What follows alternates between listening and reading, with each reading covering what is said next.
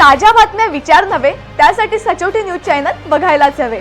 ज्ञान मनोरंजन संस्कार देणारे चॅनल सचोटीला सबस्क्राइब करा, बेल आयकॉनचे बटन दाबा, सोबत शेअर करायला विसरू नका।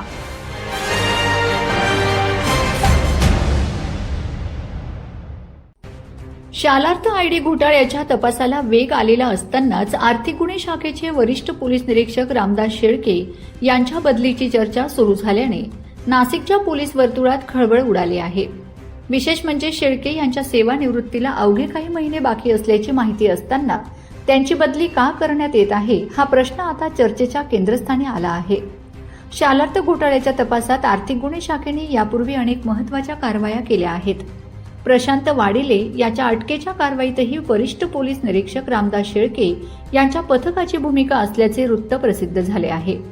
याच पार्श्वभूमीवर सेवानिवृत्तीला काही महिने बाकी असलेल्या अधिकाऱ्यांची बदली नेमकी कोणत्या कारणामुळे हा सवाल उपस्थित होत आहे।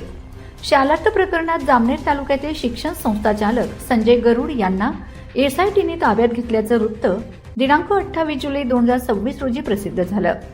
बनावट शालार्थ नोंदी आणि मोठ्या आर्थिक गैरव्यवहाराच्या तपासाचा भाग म्हणून ही कारवाई करण्यात आली।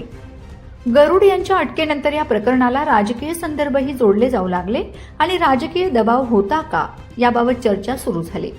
या चर्चांच्या तपासाच्या वस्तुनिष्ठतेवर परिणाम होऊ नये आणि सत्य तपासातूनच समोर यावे अशी अपेक्षा व्यक्त होत आहे। रामदास शेळके यांची बदली नेमकी का? सेवानिवृत्तीच्या काही महिन्यांपूर्वीच बदली करण्याची गरज का भासली? आणि संजय गरुड यांच्या अटकेनंतर सुरू झालेल्या राजकीय दबावाच्या चर्चांमध्ये तथ्य आहे का?